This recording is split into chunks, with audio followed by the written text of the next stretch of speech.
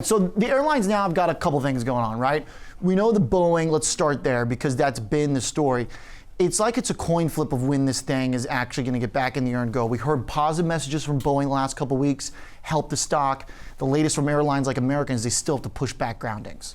Yeah, and as far as I'm concerned, those schedules, when we look at the plane perhaps being back in the air in December, that's not a prediction by those airlines. I don't think that it's going to be in the air those days. I mean, they're saying it's going to be out at least that long. Other airlines, Southwest, Air Canada among them, are waiting till January as of now. It's just that it's easier to not have to sort of do the job twice, take it out and put it back. Well, hold yourself to a hard date, basically, right? Exactly. So they're basically looking at this and saying, how far out do we have to cancel it to not have too much of a disruption? Because, when you're looking sort of 3 or 4 months out, your flights aren't that booked and you can kind of reaccommodate passengers onto other flights. So I don't think that means it's going to be back in the air in December. It means it'll be at least that long. So is this an additional pain point for airlines, or is this coming at a time where we see the economy at risk of slowing and maybe it's not the worst? I mean, look, it's probably not good that they can't fly a bunch of planes that they bought. I don't think anybody wants that.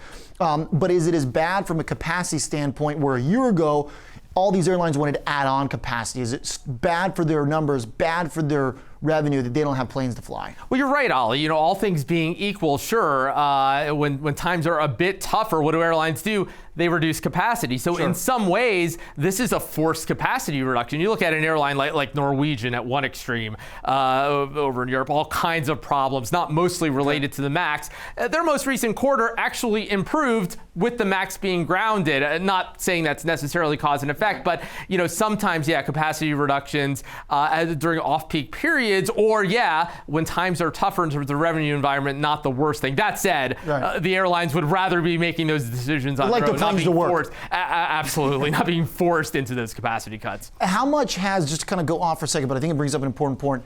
Have we seen big declines in activity for people flying at all? Has that shown up? Because everybody's panicking about recession, but it seems like consumer spending. What are they doing with airlines? And if anything, airlines would be a leading indicator, right? Corporate travel spend especially. Corporations tend to become cautious sooner than consumers, and so that's something that's going to be really interesting. We're going to, any signs of that as airline CEOs speak here in the coming weeks, as the Q3 or earnings calls emerge, a month or so from now, have to listen for that. So far, no strong signs of that here as the U.S. economy looks perhaps a bit wobbly, the global economy quite clearly wobbly, but so far so good. But look, you can't defy gravity too long. In the end, airline demand tracks economic activity very closely, and if the economy turns south, airline demand to one degree or another will too. Now, it's been interesting because if you look at it, we're going to look at the chart of American Airlines right here, right? Obviously down over the past year, despite the economy being very solid over the past year up until now.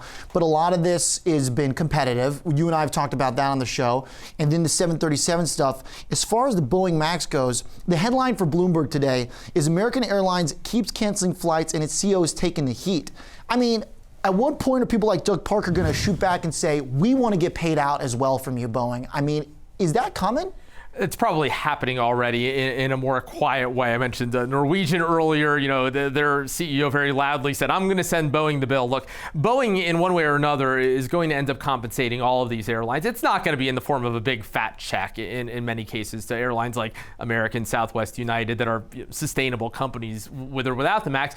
But look, at some point you're going to see some big aircraft order, let's say, from an airline like American ordering planes from Boeing, and you're going to say, ooh, why did they suddenly become so enthusiastic for whatever it is they're ordering? And many times it's because they got some favorable pricing. We saw that in the past with the Dreamliner grounding. Don't forget the Dreamliner, less tragically, nobody died in that case, but back in the early part of this decade, grounded for 4 months, and you saw some of that. After that, you saw airlines suddenly ordering a bunch of Boeings. Well, that was probably Boeing taking care of its good customers. Interesting. Okay, one more for you, because you're going to host an event here in Chicago, and you're talking, hopefully I'm not giving anything away here. You're talking with the CEO of United Airlines, Oscar Munoz. Can you give us kind of what you think is the most important thing? What are you going to be looking to get out of that conversation? Well, certainly some of that. I want to hear, just from his vantage point right now, seeing what he's seeing, what's happening with travel demand, because obviously a lot there to learn about the broader sector, but also some United-specific questions about the MAX, lessons learned there. Want to hear what they're going to do next time something like this happens.